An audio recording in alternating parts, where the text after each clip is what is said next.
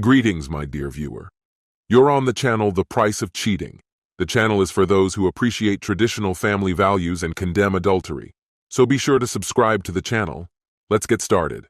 My name is Larry, and I'm 57 years old. I own a garage, not just any garage, but one I built from nothing. Every inch of it reflects my blood, sweat, and determination. My journey started when I was just 17, working my first job in auto repair. I was an apprentice back then, learning the trade under the watchful eye of my uncle. For 8 long years, I saved every dime I could manage to set aside. Finally, with enough money in hand, I opened my own shop. The first few years were grueling. I worked relentless hours, often staying late into the night just to keep the business afloat. Little by little, my persistence paid off. Decades of hard work transformed that small operation into a thriving enterprise. 30 years later, it's something I'm incredibly proud of. But was my career the only journey I'd taken? No, there was love too. Her name was Riley. We crossed paths at an auto show while she was still in college. Our conversation felt effortless, as if we'd known each other for years. Something just clicked. We traded phone numbers, promising to stay in touch. Living in separate cities didn't make it easy, so our early relationship was built on long phone calls. Months later, she visited me in person. That visit solidified our connection. It was undeniable. We had something special. Then life threw Riley a curveball. Her parents passed away unexpectedly, leaving her with no financial support to continue her education. Without a second thought, I reached into my savings and paid for her tuition. She cried, hugging me with everything she had, overwhelmed by the gesture. In that moment, I knew she was the one. 5 years later, she moved in with me. Armed with her law degree, she landed a job at a local firm. Our lives felt full. On weekends, we'd hike together, exploring nature's quiet beauty. One unforgettable Sunday, after a long trek to the top of a hill overlooking the city, Riley did something that left me speechless. She knelt down, pulled out a ring, and asked me to marry her. I'm not often at a loss for words, but that moment caught me off guard. Of course, I said yes. She slipped the ring onto my finger, grinned, and declared, "From now on, you're mine forever." 3 weeks later, we were married in a small, intimate ceremony. Our life together was filled with joy. We had 2 children, Maria, now 19, and James, who's 18. Maria's in college, and James is chasing his passion as the lead guitarist for a local rock band. With the kids growing older and starting their own lives, I found peace. I'd built a successful business, raised 2 amazing children, and supported my wife as she pursued her dreams. I'd never been to college myself, and people sometimes saw me as a rough, unpolished man. But I'd never cared what people thought. I knew who I was. Then everything changed. After 20 years of marriage, I knew Riley's habits better than anyone. I'd seen her at her best and her worst, and I'd learned to recognize when something wasn't right. When she took a new job at a prestigious law firm, I noticed the shift. Late nights at the office became more frequent. Her confidence grew, not in a way that I'd seen before. This was different. It came with an air of entitlement. Then there was her boss, a flashy lawyer known for his big wins in court. From the first moment she mentioned him, I had a bad feeling. I'm a patient man, but patience has its limits. For 3 months, I observed. I listened. I put the pieces together. Her overtime excuses didn't hold up. I'd had enough. One night I confronted her. I'm not a man who raises his voice easily, but that night was different. Riley had never seen me like that before. It took less than 20 minutes before she broke down and admitted everything. Yes, she'd been sleeping with her boss. I'd braced myself for that possibility, but no amount of preparation can make it hurt less. I asked her one thing. Why? Her answer was sharp and heartless. You're the same man you've always been, Larry. You never changed, never grew. You're still wearing the same old clothes and running that garage like it's your entire identity. I want more. I want to be with someone who commands respect at parties, someone people admire. You're not that man. Her words hit harder than any punch. I'd sacrificed so much for her, paid for her education, helped raise our kids, and gave her a loving, stable home. I'd always believed love was about loyalty and partnership, not power and status.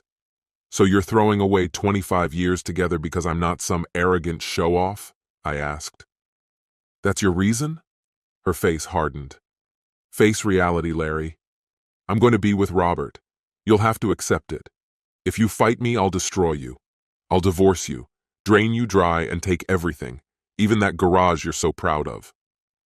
I stayed quiet for a moment, watching her, not with anger, but with clarity. I'd never seen her more clearly than I did right then. Slowly, I smiled. It wasn't forced or bitter. It was calm, knowing. You're welcome to try, I said softly. She opened her mouth to reply, but I didn't give her the chance. I stood, walked away, and left her there. The next morning, I went to work as usual. I didn't say a word to her on my way out. As soon as I'd left, she called him. Hey, Robert, she said, her voice unsteady. We've got a problem. What happened? He asked, his tone sharp with concern. Larry knows. I told him everything, she admitted. There was a pause. Damn, that's going to complicate things, Robert muttered. But it's not the end. We've talked about this, remember? I know, she sighed. But it's different now. Talking about it was easy. Facing him was something else. We've been together for 25 years. We have 2 kids. And what did you say to him? Robert asked. Exactly what we agreed on, she replied. I told him the truth, that I'm ambitious and he's just a mechanic stuck in the past. I'm looking for someone who matches my ambition. Good, Robert said. Stick with that. We'll make sure he's got no way out. But they'd underestimated me. People have always mistaken patience for weakness. They're about to learn how wrong they are. I'm looking for a partner who's my equal, a man with the strength to lead, not just someone who bends to my every whim. That's the plain truth of it. But I'm not here to vilify him. He's a self-made man, someone who built his business from scratch. It's that very business that kept a roof over our heads, paid for the kids' education, and even supported me when I decided to return to school. Still, when we rehearsed what I'd say, it felt like I had every right to want someone like you. But then he reminded me of everything he'd done, his emotional support, his financial sacrifices, and suddenly, my reasoning didn't sound as convincing. Do you see where I'm coming from? Did you tell him everything? Yes, I told him, Robert. I told him that if he didn't cooperate, the firm would back me to the end in the divorce and leave him with nothing. But here's the thing, he didn't even flinch. None of it seemed to faze him. He just kept saying he couldn't believe I'd throw him aside after all he'd done for me. And I'll be honest, Robert, that hurt. I tried to make him understand that it wasn't about discarding him. It was about wanting more for myself. But I'm not sure he believed me. I don't want to lose him, Robert. More for yourself, huh?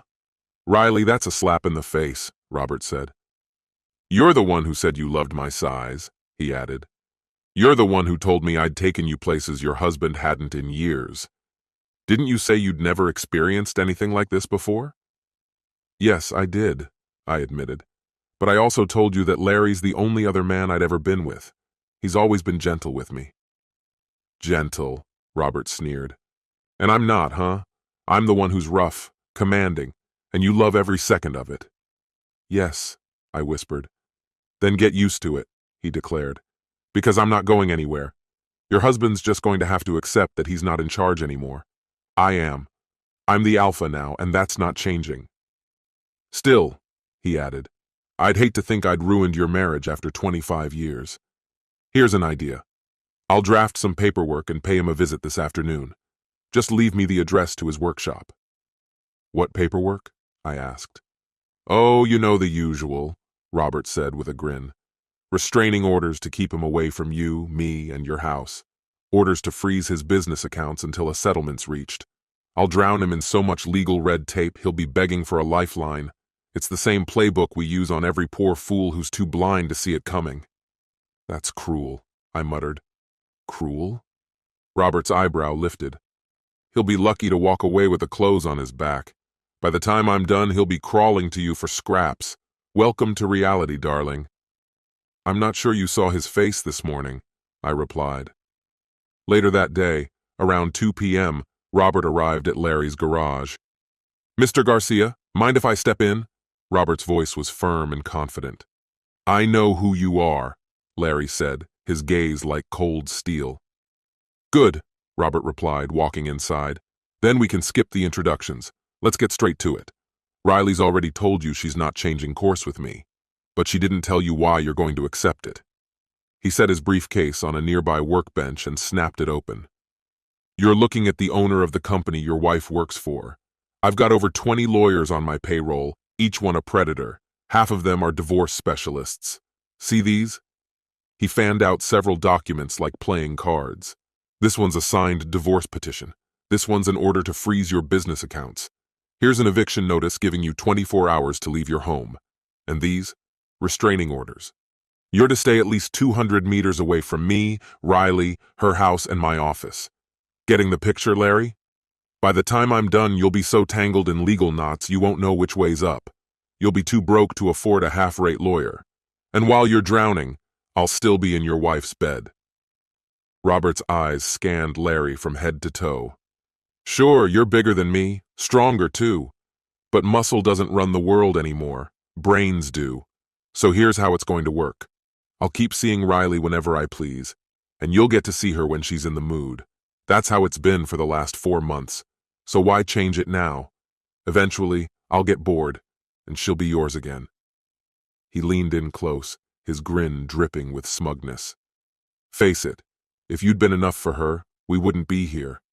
Take the hit, Larry. Use it as fuel to improve yourself." "Here's some free advice," Robert added. "Women want a man who's in control. I didn't win Riley over with charm. I won by taking charge, just like I'm doing with you." Larry's eyes darkened like a gathering storm. His patience had run out. "You done?" he asked, his voice unsettlingly calm. "You're like every fool who's misunderstood what it means to be an alpha. You want me to explain it?" He cracked his knuckles, and for the first time, Robert's smirk faltered. They say actions speak louder than words. With that idea firmly in mind, I took a deliberate step forward and sent a sharp right hook crashing into the lawyer's face. The strike landed with the crisp snap of bone giving way and the jarring clatter of teeth loosening from their sockets. Robert stumbled back, hitting the workshop wall with a thud, his wide-eyed shock mixing with the contorted grimace of pain on one side of his face. The other side was already beginning to swell, puffing up like rising dough. Consider that your first piece of evidence. Before Robert could fully process what was happening, I grabbed him by the collar and hauled him to his feet. But standing wasn't in the plan. My next punch was a brutal uppercut that drove deep into his diaphragm. The air shot out of him in a sharp wheeze, and he folded over, collapsing to the floor and curling into himself like a newborn. Exhibit number 2, for those keeping track. As he lay there, desperate for breath, I raised my steel-toed boot and brought it down hard on his outstretched hand. The snap of bones fracturing was clean and unmistakable. His wrist twisted grotesquely, his fingers bent in unnatural angles like a broken marionette's hand. Another sharp kick to his ribs echoed in the workshop, followed by the hollow crack of bone. That's Exhibit 3, and 4 if you're counting. I'm a patient man. Or at least I'd like to think so, but even patience has a limit. "Stop whining," I said, my voice calm but firm. "I'm trying to teach you something important here." I nudged him with the toe of my boot, making sure he was paying attention. "Congratulations, Robert. You've just made me break a promise I've kept since high school. I'd sworn never to use my strength against anyone unless it was absolutely necessary." I crouched next to him, my tone as steady as if I were explaining a simple math problem. "But look at us now. I was going to let you walk away from all of this. Riley's mess was hers to clean up, not mine. But you? You couldn't help yourself. Had to march in here like you owned the place, acting like you're untouchable. Well, every man's got a breaking point." I pressed the sole of my boot gently but unmistakably against his throat, just enough to remind him that control had slipped from his hands. "Since you're so obsessed with this alpha nonsense, let's have a little lesson on the subject." "You've got it all wrong," I said, watching him squirm. "In a wolf pack, the alpha isn't necessarily the biggest or even the smartest. He's the one who's willing to do what others won't. No hesitation, no mercy. That's what it means to be an alpha. And you? I snorted, shaking my head. You're none of that. In your office, sure, you're king of the cubicles. But out here? Out here, you're just another bug waiting to be crushed. I knelt down so we were eye to eye, letting him see the certainty in mine. You think you're clever, but if you had any sense at all, you'd have brought backup. No witnesses, no support. You're as dumb as they come. Standing up, I leaned back against the wall, letting the silence stretch.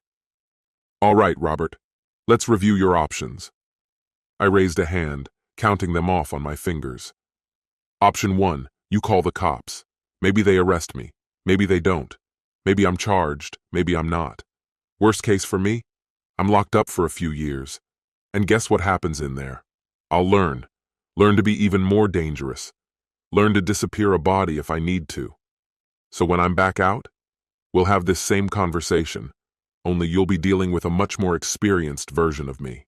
I paused, letting him absorb that reality before I continued. Option 2, you count your losses. Chalk this up as a life lesson. I'm sure you've heard of cause and effect, counselor. Sleep with a man's wife, and sometimes that man isn't too happy about it. So take your alpha nonsense, drag yourself out of my shop and don't come back. You've already cost me a night's worth of cleanup. I glanced down at the blood-streaked floor. Look at this mess. Blood's a pain to get out of concrete. Later that evening, Riley's worried voice came through Robert's phone. Robert, where are you? I've been waiting at the office. You're hours late. Robert's voice was hoarse and strained. Hospital, he muttered. 3 hours in the ER before they finally admitted me. What happened? She gasped. Did you crash your car? No, he replied with a bitter groan. Your husband happened. I thought I could handle him. Idiot move. He broke my nose, my hand, 3 ribs, and maybe my cheekbone too. That's not possible, Riley stammered. Larry's never hurt anyone in his life. Believe it, Robert muttered. I've got the X-rays to prove it. This isn't real, she said, barely above a whisper. It's real, Robert replied, his voice hollow. And before you ask, no, I'm not calling the cops. He made it clear this was just a down payment on what's coming if I try. He's bluffing, Riley said, her voice rising in pitch. No, he's not, Robert sighed. The police came by already.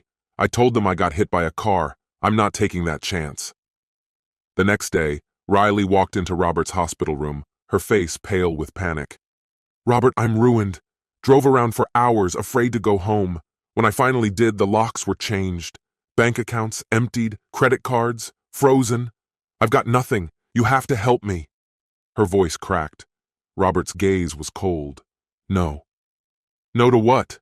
She asked, her voice breaking. No to everything, he said, his eyes locked on hers. If I use company resources to help you, Larry's coming for me again. I'm not that stupid. His gaze hardened. You're fired, Riley. 4 weeks severance. Leave by today. He glanced at her, unmoved. If you see him, tell him I'm out. Larry has taken everything from me. No money, no job. And without you on my side, I'm left with nothing but the ground beneath me. I'm sorry, Riley.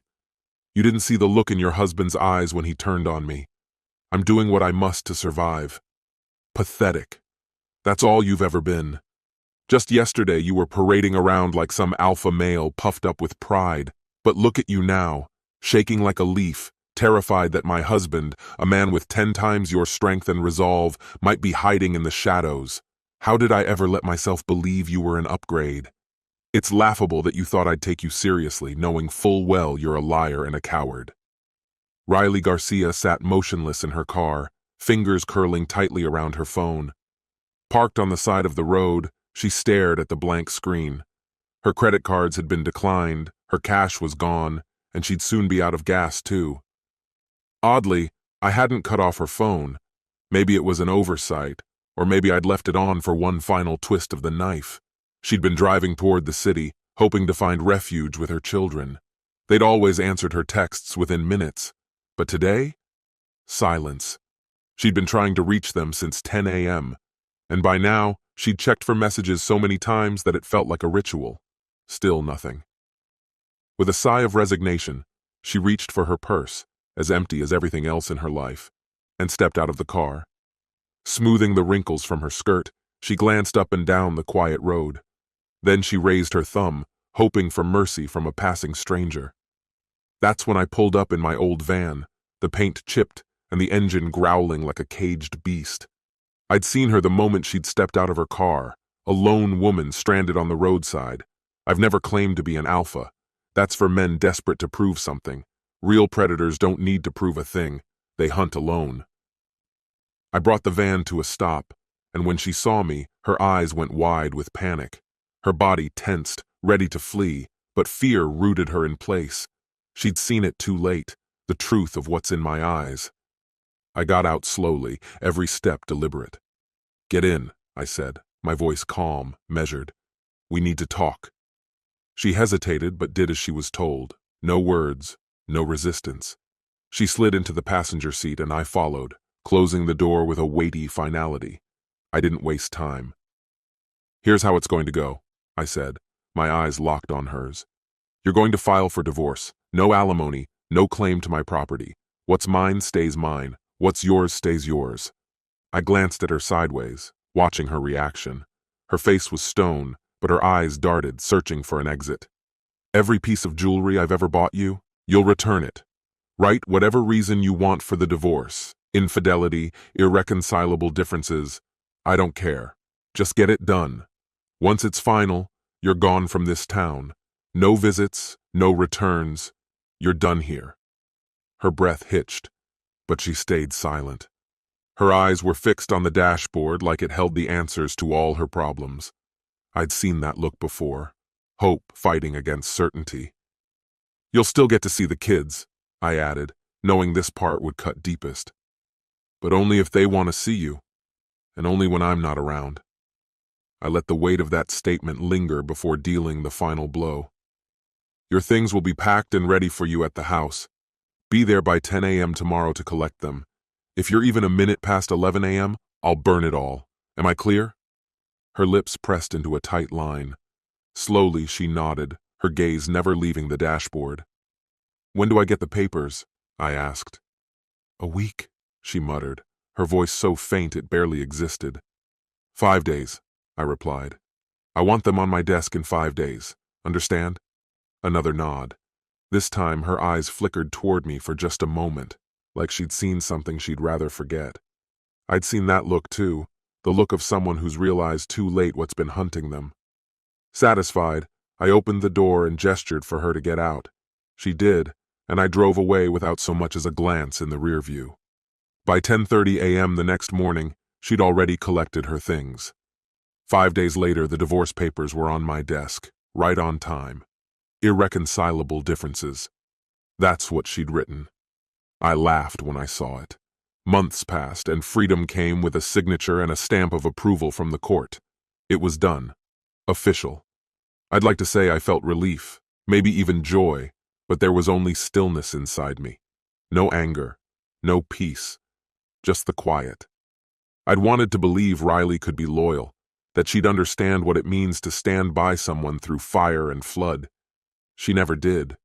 To her, I'd always be the man with worn-out clothes and unpolished shoes. She'd never grasped that you don't challenge a man like me, not a man who's 6'5" and refuses to bow. You don't threaten a man like that unless you're ready for what's coming. If she'd chosen to talk to me instead of trying to play the power game, maybe it could have ended differently. But once the line's been crossed, there's no walking it back. So now, I'll live on my terms, alone, if that's what it takes. Maybe I'll die alone too. That's the way it is for apex predators. No pack, no tribe, just one hunter walking the edge of the world. And that's fine by me. This concludes the story. If you like it, then put your powerful like and subscribe to the channel.